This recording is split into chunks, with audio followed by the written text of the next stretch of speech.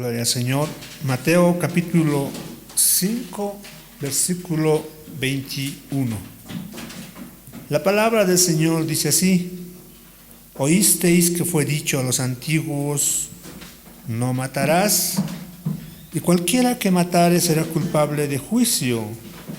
Pero yo os digo.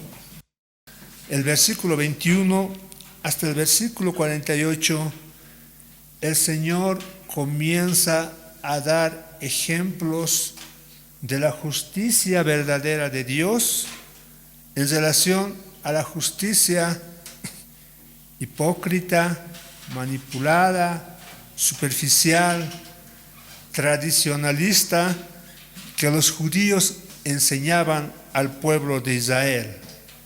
Y el Señor empieza con este primer mandamiento que los judíos habían mal interpretado, el mandamiento de no matar, ese mandamiento que está dentro de los 10 mandamientos en el libro de Éxodo capítulo 20, y el cual los judíos habían adecuado para su cumplimiento. Y ahora el Señor empieza a enseñar cuál es el significado de esta palabra no matar, qué es lo que el Señor quería enseñarnos. En el Antiguo Testamento y en el Nuevo Testamento, Jesús en persona enseña en el Sermón del Monte acerca de este mandamiento. Entonces, en los versículos del versículo 21 hasta el versículo 48, el Señor confronta la justicia verdadera con la justicia hipócrita de los escribas fariseos, enseñada por sus tradiciones. La postura genuina de la ley en relación a la postura hipócrita de la ley mostrada por las tradiciones cumplidas por los fariseos. Es así que el Señor nos va a dar ejemplos concretos de en qué consiste su ley. Gloria a Dios, hermanos.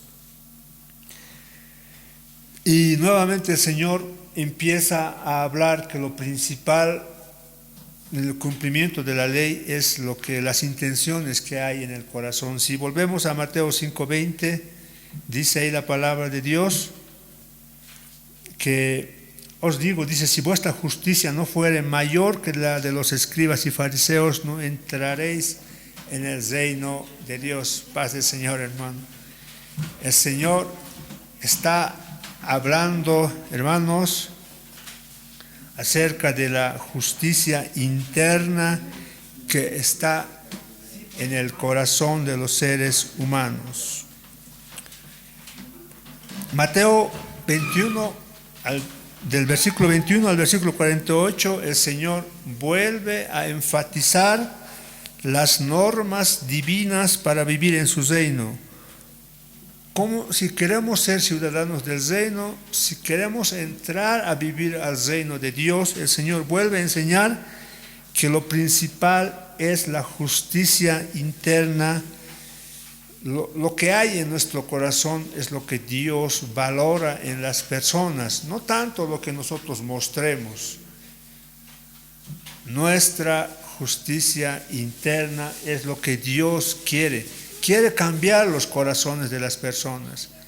Cuando existe un cambio verdadero del corazón del ser humano, ese ser humano es apto, está calificado para entrar al reino de Dios. Pero si nuestro interior, nuestro corazón no ha cambiado, pero manifestamos, cosas externas de religiosidad, el Señor no ve al hombre lo que el hombre ve, lo de afuera, el Señor ve el corazón. Y aquí en estos versículos el Señor nuevamente empieza a hablar, nuevamente nos enseña que lo importante para Dios es la justicia interna, es la transformación del corazón, las intenciones que hay dentro del corazón, sea lo que seamos. Si nuestro corazón ha sido transformado, ha sido renovado, eso vale, eso es todo lo que el ser humano necesita para ser parte del reino de Dios. En Primera de Reyes, capítulo 8, versículo 39, el Señor Salomón oró diciendo así: darás a cada uno conforme a sus caminos, cuyo corazón tú conoces, porque solo tú conoces el corazón de todos los hijos de los hombres. Un día el Señor va a recompensar por todas las obras que estemos realizando, pero las obras que nacen del corazón, no las obras que no nacen del corazón. Hoy en día muchas personas hacen grandes donativos a orfanatos, hacen grandes donaciones de dinero a grandes iglesias, muestran muchas formas de religiosidad ante los hombres para ser alabados por los hombres, pero esas cosas no nacen para glorificar a Dios, no nacen del corazón, sino nacen para que otras personas le alaben, le digan qué bueno es, qué persona tan justa. Si el propósito no nace del corazón de ayudar a las personas y solo el objetivo es glorificarse, esas obras no van a ser premiadas por Dios. Pero si nosotros hacemos obras buenas que nacen de nuestro corazón, si la intención es glorificar a Dios y no ser glorificado, no recibir glorificación de parte de los hombres, entonces esas obras, dice la palabra de Dios, que van a ser premiadas por Dios en un día futuro. En Primera de Crónicas 28:9, David dijo a su hijo Salomón: sírvele con corazón perfecto y con ánimo voluntario, porque Jehová escudriña los corazones de todos. Si tú le buscares, lo hallarás, mas si lo dejares, él te desechará para siempre. Entonces nuevamente aquí el Señor empieza a hablar del corazón, del interior de nuestras vidas. Las cosas que hacemos, si lo hacemos de corazón para agradar, glorificar a Dios, un día recibiremos recompensas. Pero si hacemos las cosas de Dios por obligación, por cumplir a nuestros padres, por cumplir a nuestros familiares, por cumplir a qué dirá la sociedad, por cumplir a nuestra pareja, no sé, por recibir algún salario, eso no va a ser recompensado. Que el Señor mira el corazón. El libro de Proverbios 16:2 nuevamente dice la palabra de Dios: la gente puede considerarse pura según su propia opinión, pero el Señor examina sus intenciones. ¿Cuál ha sido tu intención para hacer algo para el Señor? Si tu intención era no agradar a Dios, esas cosas que haces las puedes hacer, pero claro que sí, pero no tienen premio, no van a recibir premio. Entonces en Mateo 5, 21 al 48 el Señor empieza a hablar de las intenciones que hay en el corazón del ser humano. Jeremías 17:10 dice: un buen acto externo es válido delante de Dios cuando refleja el interior transformado. ¿Somos salvos por creer en Cristo? Sí, pero esa salvación tiene que manifestarse externamente. Yo Jehová, dice Jeremías 17:10, que escudriño la mente, que pruebo el corazón para dar a cada uno según su camino, según el fruto de sus obras, dice. El Señor examina el corazón y va a dar recompensa según el fruto de sus obras. Pero empieza diciendo que el Señor examina el corazón. Dará recompensas por las obras cuando vienen del corazón. Si en nuestro corazón hay ira, hay enojo, hay rabia, hay rencor, hay deseos prohibidos hacia una mujer, hacia un hombre, cuando en nuestro corazón existe maldad, el Señor conoce todo eso. Por más que no agarremos una pistola y matemos a una persona, por más que no cometamos un adulterio mismo, para el Señor lo que vale más que las cosas externas que se ven son las intenciones que hay en nuestro corazón. En Apocalipsis 2:23 el Señor advirtió a la iglesia de Tiatira lo siguiente: yo soy el que escudriña la mente y el corazón. Escuchen, el Señor es el que escudriña nuestra mente, nuestro corazón, y os daré a cada uno según vuestras obras. ¿Qué dice? Daré. Recompensa nos va a dar el Señor. Pero antes de eso dice, escudriña nuestra mente, conoce nuestros pensamientos, conoce las intenciones que tenemos, conoce todo. Si tú tienes una ofrenda y lo haces de corazón, no haces por recibir una recompensa.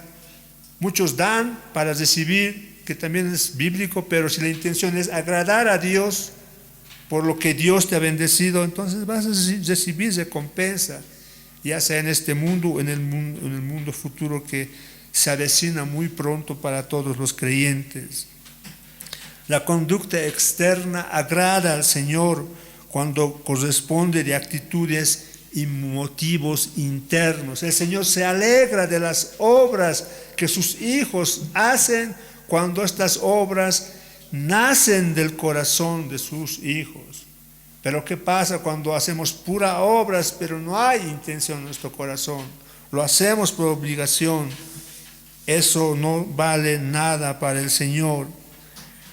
Pablo manifestó en 1 Corintios 4:4 diciendo: de nada tengo mala conciencia.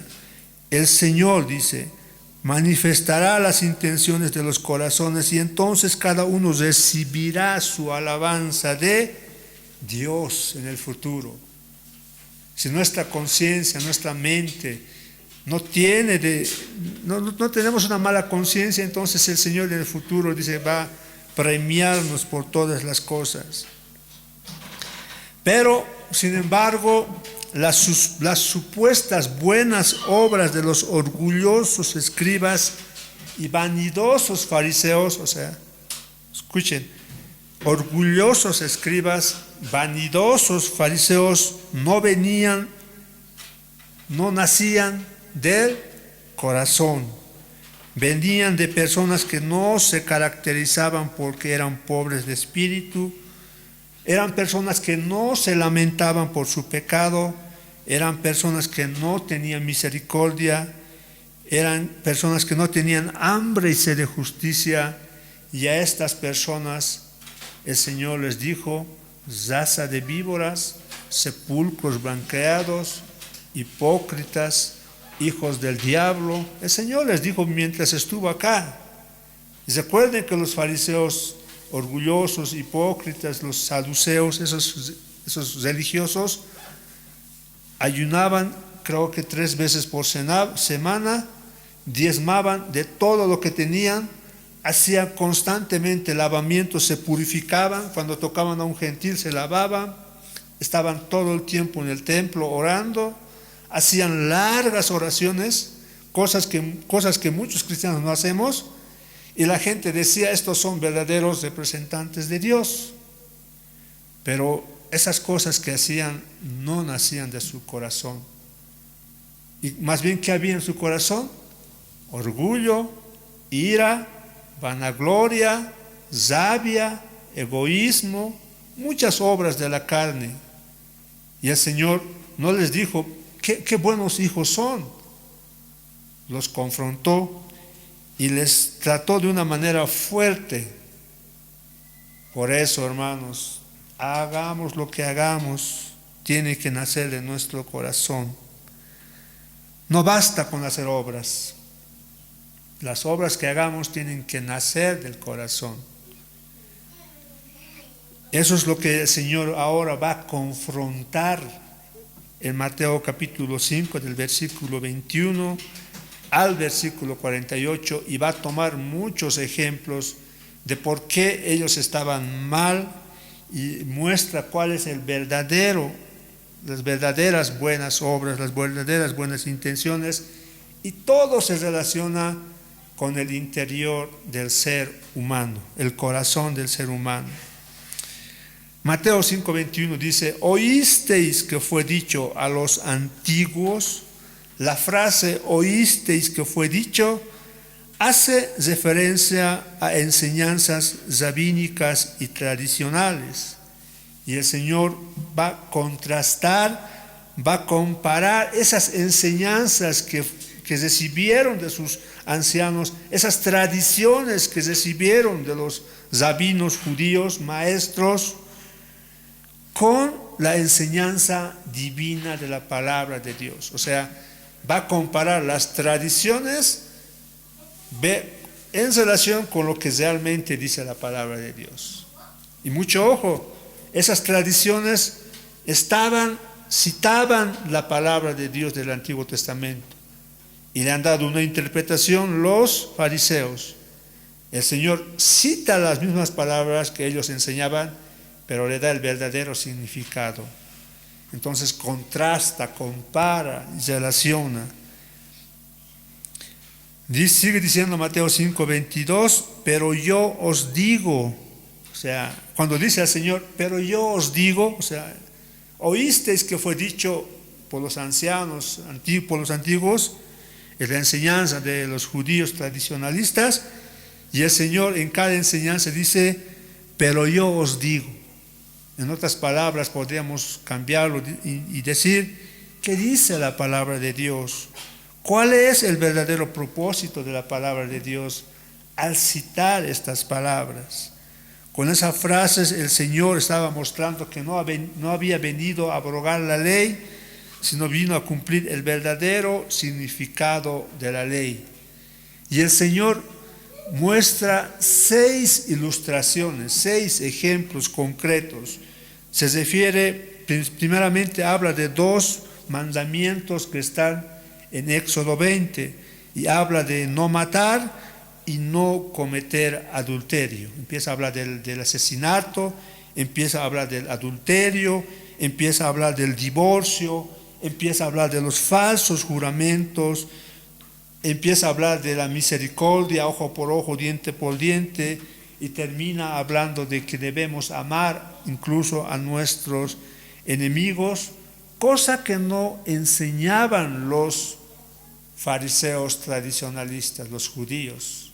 Amar a los enemigos, o sea, no encajaba en su forma de pensar. Cuando habla el Señor acerca de no matar y no cometer el adulterio, el asesinato y el adulterio se relaciona con asuntos básicos de la preservación individual. Preservación individual, no matar.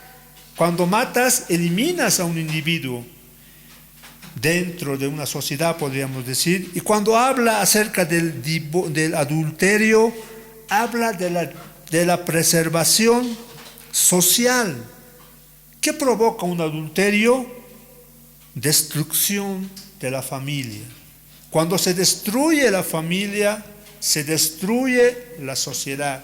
Cuando el Señor habla de que no debemos eliminar personas, está hablando de la preservación del ser humano como ser mismo.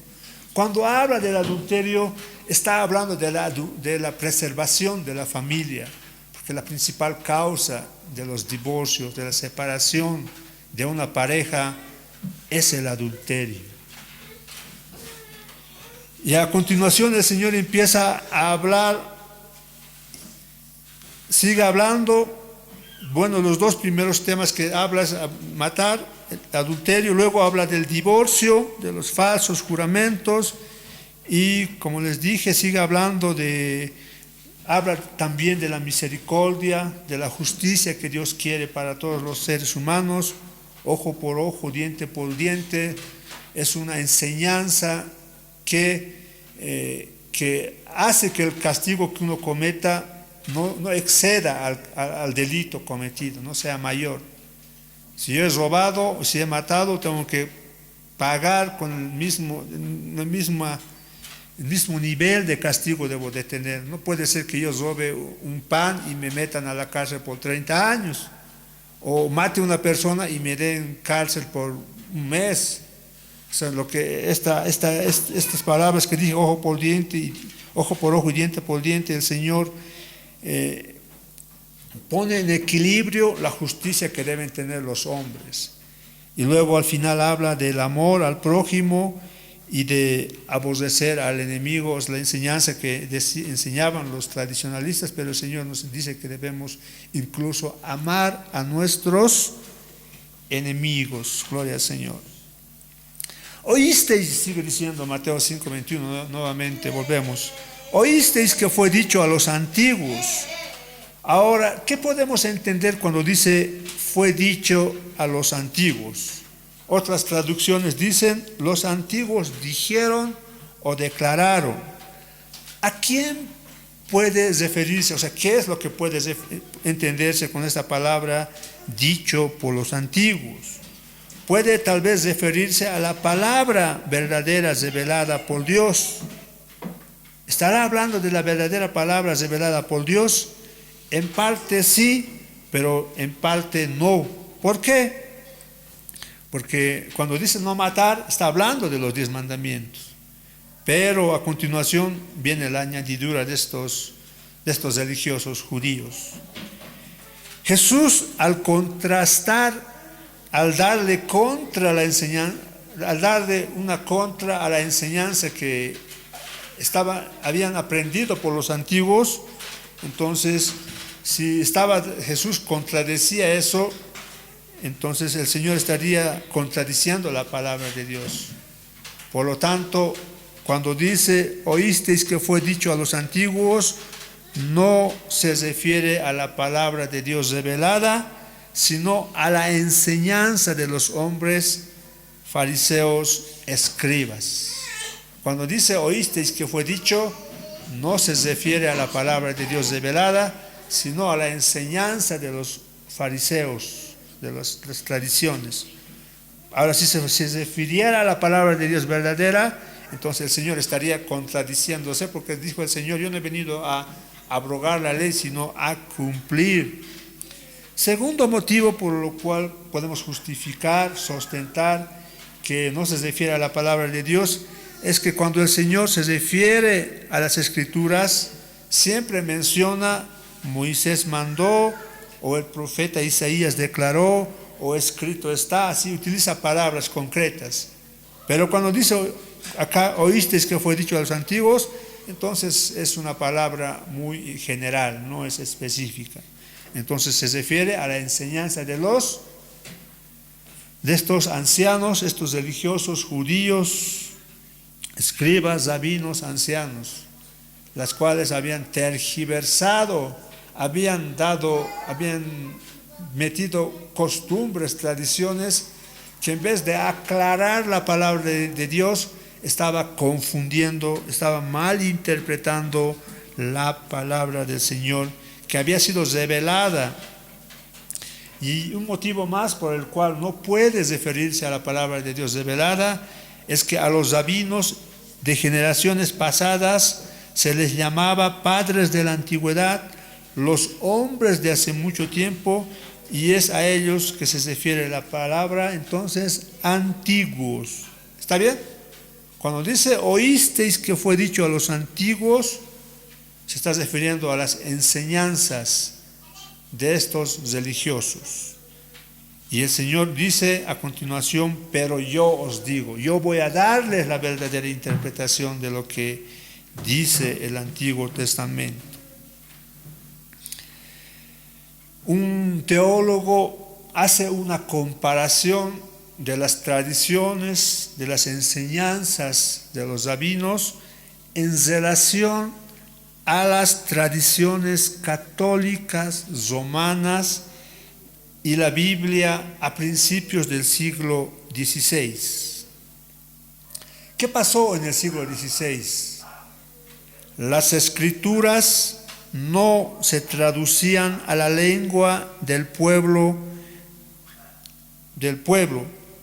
Todo lo que se enseñaba en el siglo XVI era en el idioma latín. Las liturgias, las oraciones, la lectura bíblica, incluso la mayoría de los himnos estoy hablando de la Iglesia Católica, estaban en latín. Venía el cura, enseñaba latín, oraba en latín, en ese idioma latín. Las canciones eran en latín. Y la gente que escuchaba no sabía latín. Y entonces, ¿qué ocasionaba esto?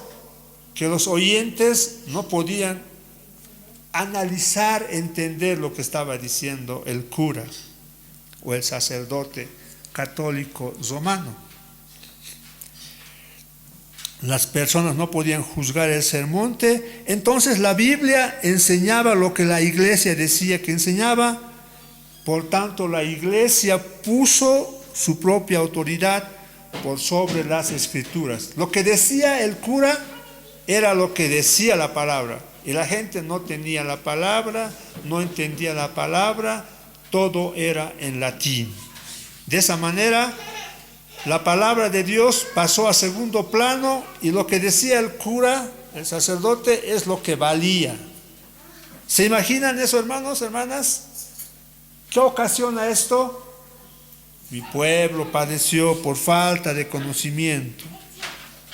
Entonces la Iglesia Católica Romana durante siglos había desarrollado un sistema de religión que se desviaba cada vez más y más de lo que realmente decían las Escrituras.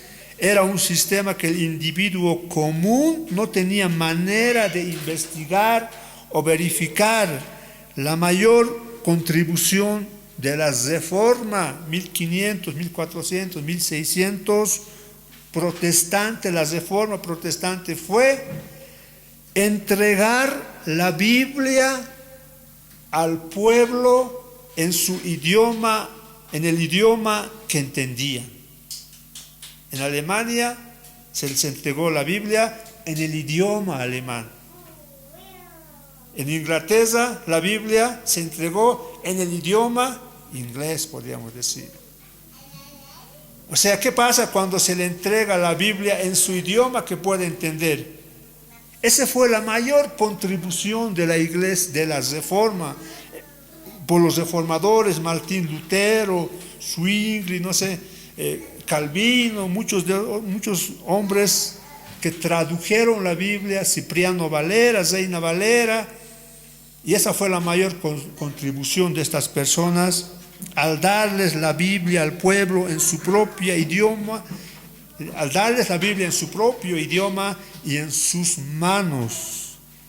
Y trajo la luz a la Edad Media y puso fin al oscurantismo. Es así que estos hombres, cansados de las tradiciones de la Iglesia Católica, nació un nuevo despertar, nacieron personas que ya no solo escuchaban un idioma que no entendían y empezaron a escudriñar la palabra del Señor, empezaron a vivir conforme enseñaba la palabra de Dios. Eso pasó en la Edad Media con la Iglesia Católica. Y eso mismo, hermanos, hermanas, estaba pasando, aunque en menos intensidad, con la enseñanza de los ancianos rabinos judíos. ¿En qué sentido? Los judíos de la época de Jesús se habían separado de sus escrituras. Durante y después del exilio, muchos judíos fueron expulsados de su tierra a Babilonia, fueron manejados por otras naciones, perdieron el uso de su idioma hebreo. El Antiguo Testamento mayormente fue escrito en hebreo. Y entonces cuando fueron expulsados de su tierra, empezaron a hablar otro idioma. El idioma que hablaban era el arameo.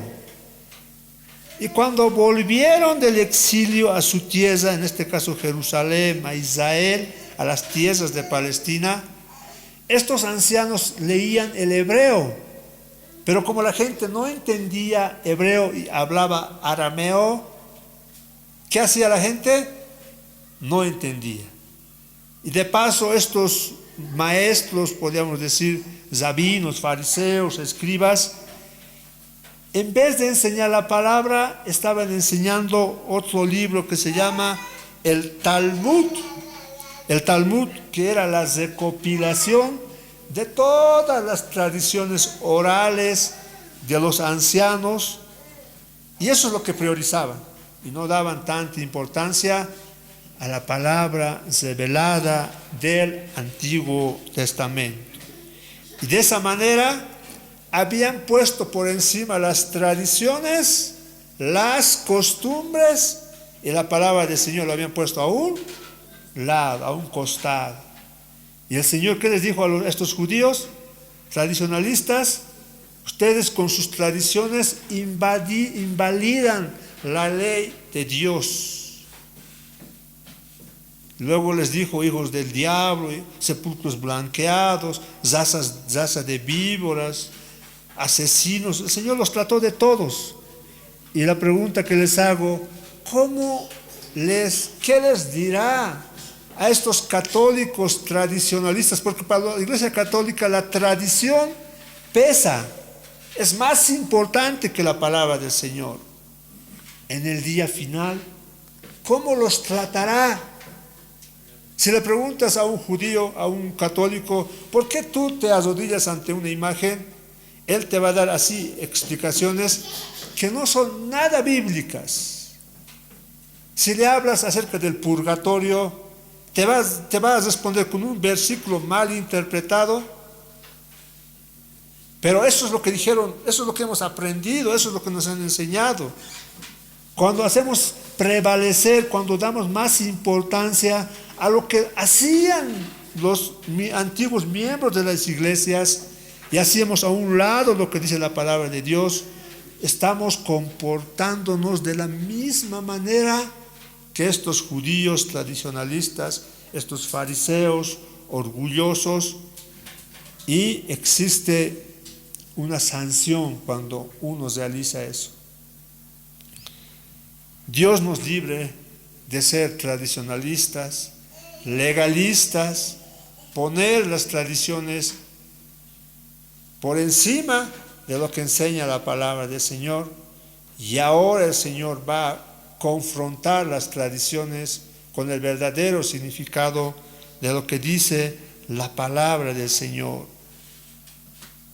Tal vez por eso es que el Señor, la gente, dice Marcos 1:22, se admiraban de su doctrina porque les enseñaba como quien tiene autoridad y no como los escribas. Los escribas utilizaban sus tradiciones, citaban nombres de rabinos, y el Señor viene y les dice: ustedes han aprendido, hablan de no matar, pero para ustedes matar es quitar la vida de una persona. Pero el Señor dice: pero yo os digo que cualquiera que se enoje, diga necio a su hermano, diga fatuo a su hermano, es igual culpable que el que ha matado.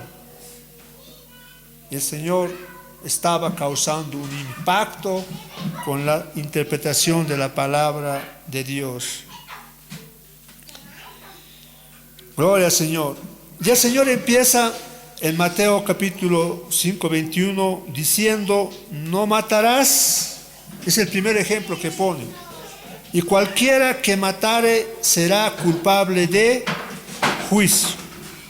Empieza con el primer ejemplo. El primer ejemplo es el asesinato, el homicidio, y el primer delito que el hombre cometió después de que fueron expulsados del jardín del Edén fue el homicidio. ¿Quién fue el primer homicida? Génesis 4:8, Caín. Caín se levantó contra su hermano Abel y lo mató. El primer delito que se describe en el Antiguo Testamento después de la desobediencia de Adán y Eva es el homicidio. No matarás. Y Jesús empieza hablando del primer ejemplo ¿a qué se refiere no matar?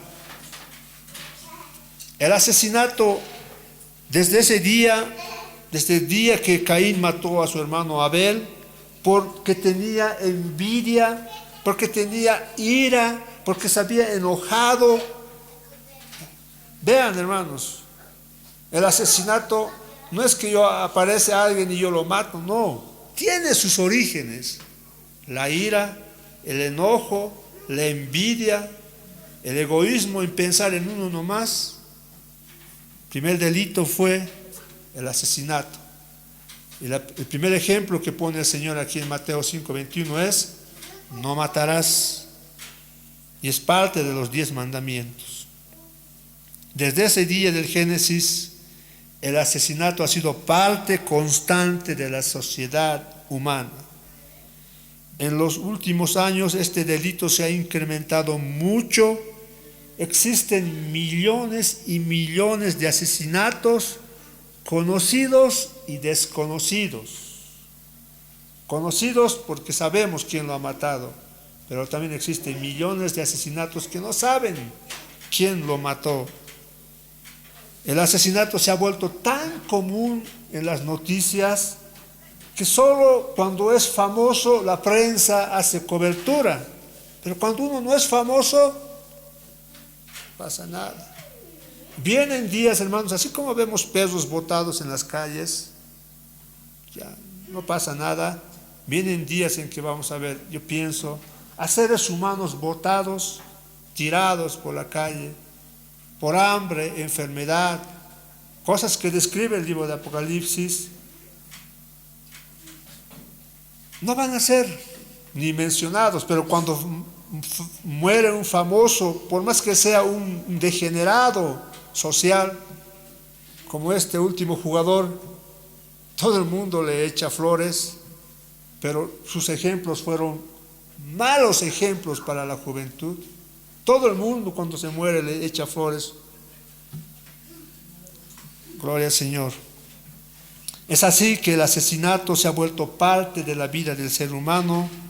Si le sumamos los suicidios, cuando una persona mismo se mata, o los abortos, que son asesinatos a seres indefensos dentro del vientre de una madre, la cantidad, el número de asesinatos sería incontable. Gloria al Señor. El asesinato de Abel fue un acto terrible que violaba la ley de Dios. Dice Génesis 4:13, grande es mi castigo para ser soportado. Pero la primera prohibición específica de asesinato se halla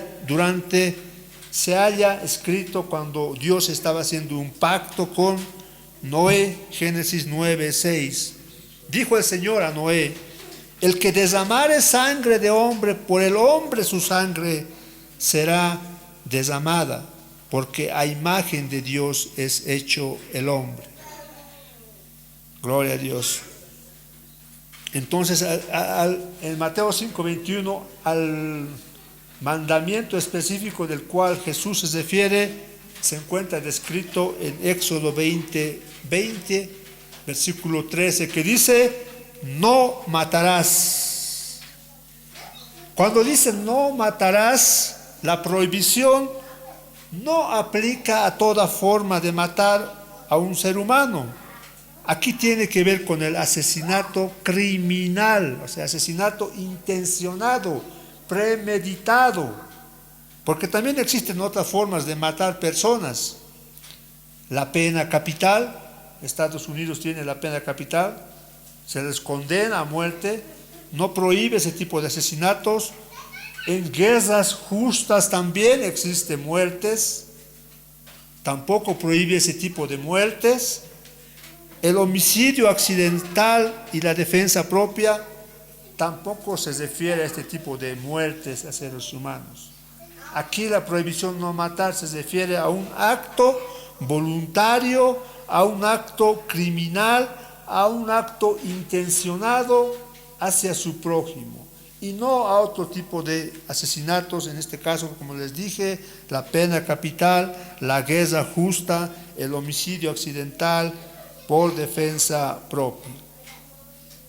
¿Quién es el asesino por naturaleza? ¿Quién es el asesino original? Juan 8:44. ¿Quién es el que pone las ideas de asesinar a las personas? ¿Quién dio origen? ¿Quién influencia a los seres humanos para cometer este delito que quita la vida de una persona, quita la imagen de Dios en este mundo?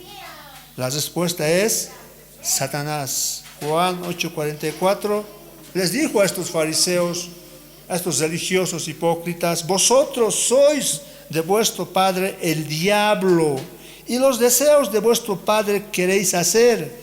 Él ha sido homicida desde el principio. Cuando dice principio, ¿a qué se refiere? Volvamos a Génesis. ¿Quién, podríamos decir, influenció a Caín a matar a su hermano? ¿Quién generó la ira en Caín para matar a su hermano? ¿A causa de qué Caín tenía ira, odio, rencor a su hermano? La envidia.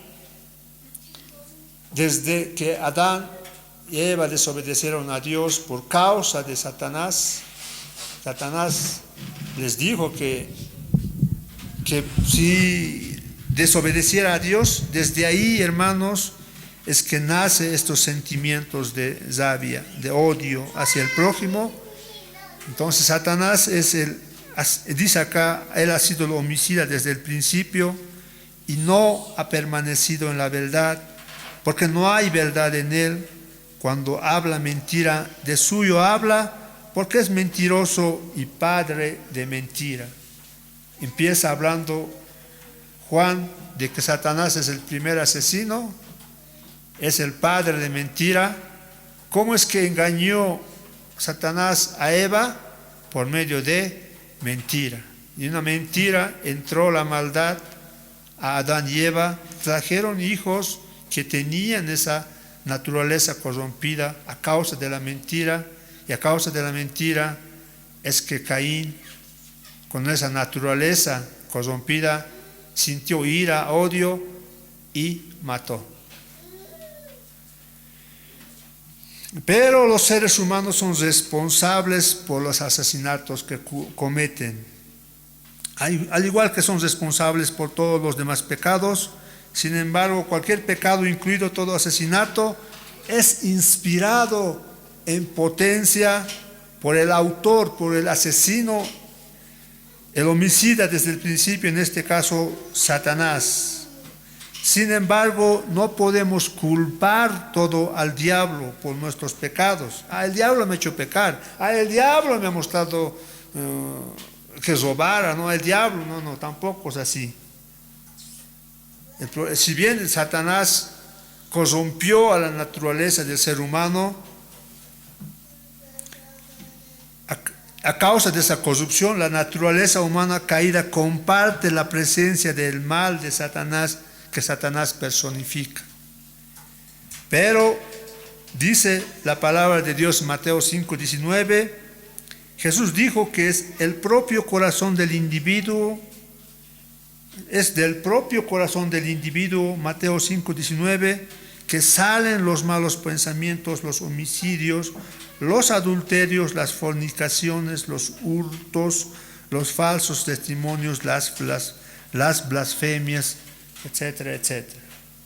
Si bien Satanás influyó, fue parte, el artífice de todo este mal que existe en este mundo, el ser humano es responsable de todo lo malo que hace, porque todas estas maldades salen de su corazón. No pecamos simplemente debido a Satanás, a la privación social o a situaciones angustiosas, malas influencias o cualquier otra causa externa. Tales cosas podrían tentarnos, claro que sí, pero cuando cometemos el pecado, se debe a que nosotros mismos decidimos pecar. El pecado es un acto de la voluntad.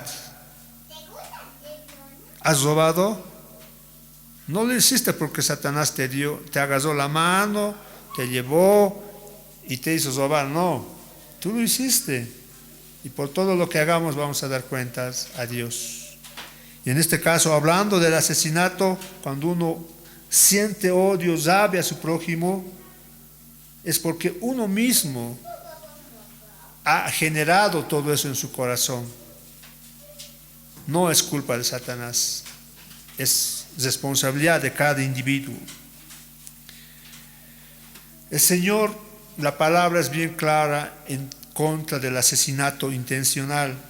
Proverbios 6:16 dice: 6 cosas aborrece Jehová, y aún 7 abomina su alma. ¿Qué es lo que abomina, aborrece Dios? Las manos derramadoras de sangre inocente, a los asesinos. El Señor estaba hablando el asesinato. La gravedad del asesinato es una manifestación despreciable de un corazón carnal. Es así que al final del libro de la Biblia, en el libro de Apocalipsis 22:15, dice la palabra del Señor: mas los perros estarán fuera, y empieza a citar los hechiceros, los fornicarios, los homicidas. Ningún asesino entrará al reino de Dios. El Antiguo Testamento nos da nombres de asesinos: Caín, Lamec, Faraón, Abimelech, Joab, Amalecitas, David, Absalón, etcétera, etcétera. La lista del Nuevo Testamento incluye Herodes, Judas, los sumos sacerdotes, Barrabás, Herodías y su hija, y otros. La historia bíblica, al igual que la historia humana en general, está lleno de asesinos. Sin embargo, los oyentes de Jesús en el Sermón del Monte, estaban conscientes de que el asesinato era un acto despreciado, un acto ruin del ser humano contra su prójimo. Pero estas personas que escuchaban estaban convencidos de que eran inocentes de cometer tal macabro acto contra su prójimo. Decían: sí, Jesús, tienes razón, el asesinato, el homicidio es malo. Pero el Señor ataca esa autoconfianza diciéndoles que con tan solo sentir ira, enojo, decirle necio, fatuo a su hermano, estas personas que decían: yo no soy asesino, los estaba poniendo en el mismo nivel del asesino físico, aquellos que tenían rabia contra su prójimo. En este caso, todos somos asesinos. ¿Quién no ha sentido ira contra su hermano? ¿Quién no le ha dicho necio, fatuo a su hermano? Si bien el asesino, el criminal, el que le quita la vida a una persona, el que comete homicidio, necesita ser metido a la cárcel, en nuestro país 30 años, según Dios, el que siente ira, rabia contra su prójimo, también merece ese tipo de sentencia. Y se cumple lo que dice la palabra del Señor, que no si quieres entrar al reino de Dios, tienes que tener una justicia mucho mayor que la de los escribas y fariseos. Jesús ataca esa autoconfianza. No matarás, dice: cualquiera que matare será culpable de juicio. Y el Señor dice: pero yo os digo que cualquiera que se enoje contra su hermano, de la misma manera será culpable de juicio. Entonces nadie es realmente inocente de asesinato. Aquel que dice: yo no he matado a una persona, yo no le he quitado la vida a una persona, por lo tanto me merezco el reino de Dios. Ese pensamiento es igual que de un judío, fariseo, arrogante, orgulloso, escriba, que dice: yo no también he matado. Pero ¿cómo está tu corazón? Si en tu corazón hay mucha ira, mucho enojo, mucha rabia, eres un asesino o somos un asesino delante del Señor. La ira, el enojo, la rabia está detrás del asesinato. Nadie cree que sea un pecado esto de la ira y el enojo, pero es uno de los peores pecados. En mayor o menor grado convierte a todos los seres humanos en asesinos en potencia. Gloria a Dios. Con estas palabras el Señor destrozó la ilusión de la justicia propia. Si bien no habían cometido un asesinato, pero su corazón estaba lleno de odio, ira, enojo, un acto interno que está en el corazón del ser humano. ¿Y cómo es que eso se manifestó? Los judíos, los fariseos, los escribas, si bien no mataban personas, si bien no mataron a Jesús con sus manos, pero al final de los evangelios quitaron la vida al Señor. ¿Cuál fue el origen del asesinato? La ira, el enojo contra su prójimo, en este caso contra su Mesías, el enviado al cual estaban esperando, supuestamente, entre comillas, esperando. Sabían que iban a venir, pero no estaban esperando. La evidencia de la ira que sentían terminó en la cruz. No lo mataron con sus manos, fueron los romanos los que mataron al Señor. Pero los artífices, los que pidieron a Roma para que lo eliminaran, fueron los judíos. Entonces, si tú tienes ira, rabia en tu corazón, eres de igual asesino que aquel que quita la vida a un hermano, a un ser humano. Y tú deberías estar en la misma cárcel de San Pedro como aquel que quitó la vida. A los ojos del Señor es así. Es así que la justicia de Dios es muy exigente. Nadie va a entrar al reino de Dios si no es perfecto. Pero la justicia que Dios, la perfección que Dios demanda, Dios también nos las da, nos las atribuye. Con nuestras fuerzas es imposible ser perfectos. La ley nos muestra lo que Dios quiere de los seres humanos. Pero los seres humanos, también la ley nos muestra que no podemos cumplir la ley. Pero Dios nos da esa justicia que Él demanda.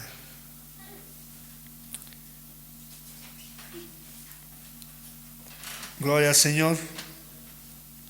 ¿En qué sentido, en qué forma, hermanos, hermanas, en qué sentido, hermanos, es que el Señor, escúchenme, de qué manera es que estos fariseos habían tergiversado este mandamiento de Éxodo 20, no matar?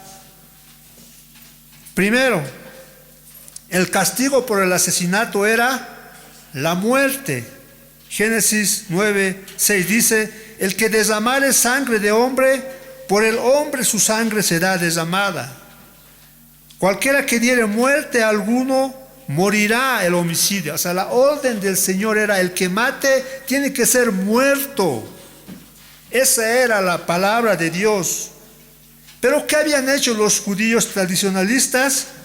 Lo habían reducido a un tribunal civil y lo estaban tratando como un juicio civil, no penal.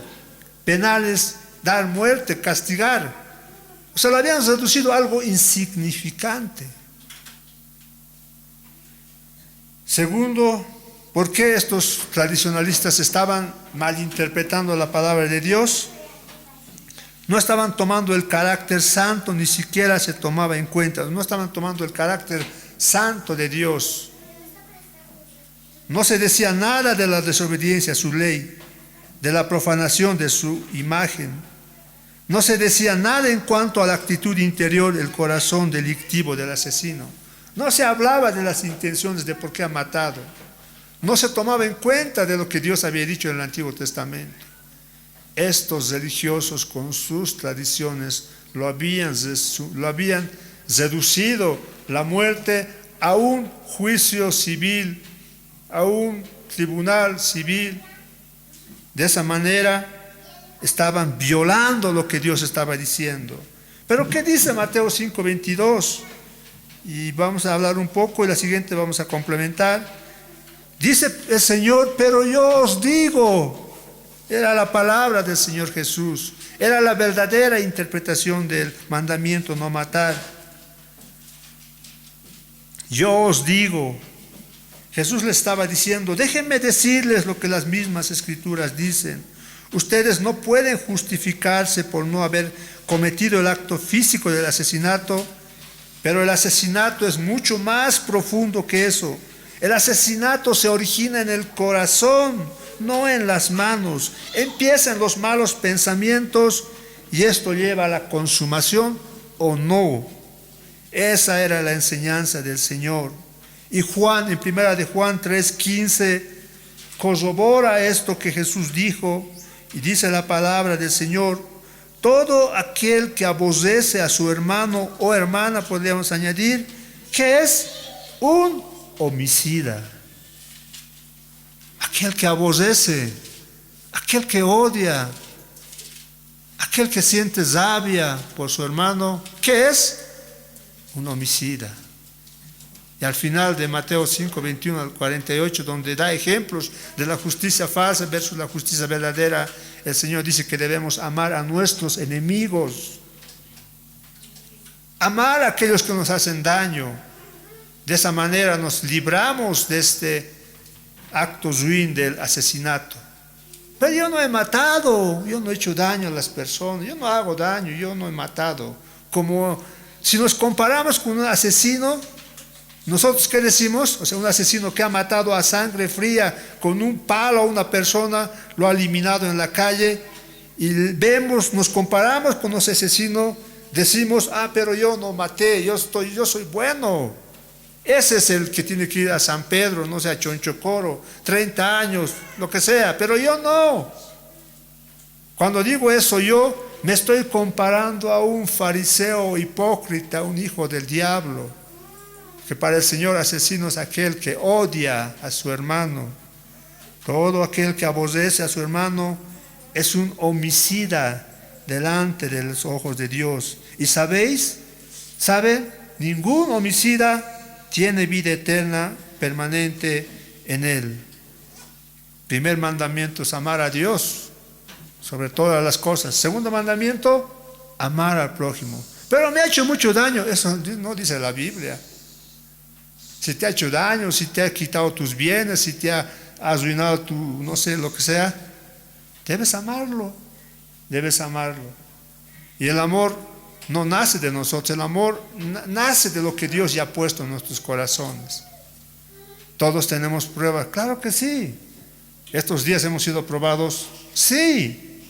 Unos más, unos menos, pero todos hemos sido probados. Satanás quiere acallarnos.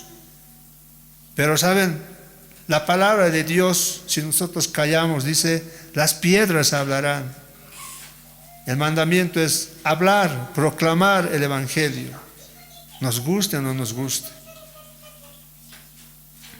Esto nos hace culpables a todos, porque ¿quién no ha odiado nunca a alguien? Dígame, ¿quién no ha odiado?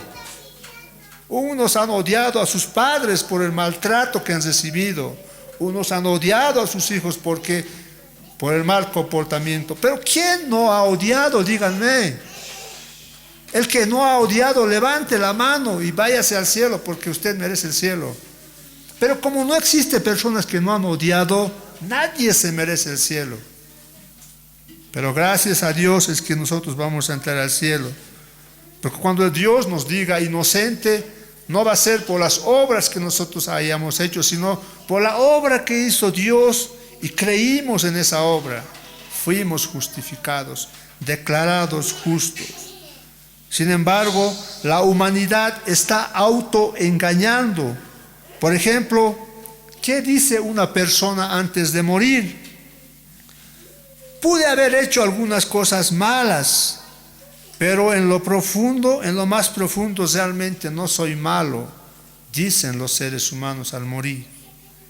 Esa era la actitud de arrogancia moral de los escribas fariseos, tal como lo es hoy en día en muchas de las personas. ¿Para qué voy a ir a la iglesia? Yo no robo, yo no miento, yo no tomo, yo no adultero, soy fiel a mi mujer. Pero ¿cómo está tu corazón? ¿Cómo está tu ser interior? Egoísta, ególatra, buscas la fama del mundo, buscas todo lo que este mundo te puede ofrecer, eres rencoroso, eres rabioso, bueno, no sé si tienes rabia, pero así es, hermanos. El Señor no mira lo que el hombre mira, el hombre mira lo que tus ojos ven, pero el Señor mira tu corazón, tu mente, tus pensamientos. Y aquellos que son buenos por dentro, esos entrarán al reino de Dios. Y el único que puede hacer bueno a las personas es Dios, cuando ponemos nuestra fe en Él. Hasta los psicólogos, los sociólogos dicen que la ira da origen al odio, y el odio puede ocasionar o no un asesinato hacia el prójimo. La causa de todo homicidio siempre se origina en la ira y el enojo. Es así, hermanos, que lo que el Señor quiere enseñarnos en estos versículos del 21 al 48 es que hasta las mejores personas son pecadoras en sus corazones y por tanto están en las mismas condiciones que los peores individuos. Si no consideramos el estado de nuestro corazón, entonces no vamos a considerar lo que el Señor afirma que es la medida de suma importancia de la verdadera culpa. Gloria al Señor, hermanos. La siguiente semana vamos a ver a qué se refiere con la ira y el enojo, porque tampoco es malo enojarse. El Señor se enojó, claro que sí. Entonces, ¿a qué tipo de enojo se está refiriendo? Así que no seamos fariseos, legalistas, religiosos, arrogantes, orgullosos. Seamos hijos de Dios, pobres de espíritu, que lloran por su pecado, mansos. Nuestra fuerza está rendida a las manos de Dios, hambrientos y sedientos de justicia. Es lo que el Señor nos sigue enseñando, hermanos, en el Sermón del Monte, y hay muchas verdades que vamos a ir aprendiendo conforme vayamos avanzando. Pongámonos de pie para glorificar el nombre del Señor, hermanos. Señor, te damos gracias por tu palabra, te damos gracias por estas enseñanzas. Señor, sabemos que como seres humanos no podemos amar, pero te damos gracias porque tú pusiste a tu Espíritu Santo, quien nos enseña a amar. Señor, hay ira en nuestros corazones, hay rabia, pero Señor, tú sabemos que esas cosas son pasajeras y que tú cambias, nos transformas diariamente, Señor. Ayúdanos, Señor, a comportarnos más como tus hijos. Ayúdanos, Señor, a seguir adelante. Te damos gracias porque cuando hacemos estas cosas malas, no estamos tranquilos. Ya no estamos tranquilos como antes. Cuando cometíamos algo malo, estábamos tranquilos. Gracias porque tú nos ayudas a recapacitar. Señor, ayúdanos, Señor, porque sin ti no podemos hacer nada. Ayúdanos, Señor, ayúdanos. Gracias por tu palabra, gracias por tus hijos que han venido esta mañana. Toda la gloria y la honra es para ti, Señor. En el nombre de Jesús te agradecemos todo y te decimos agradecidos. Amén, Señor.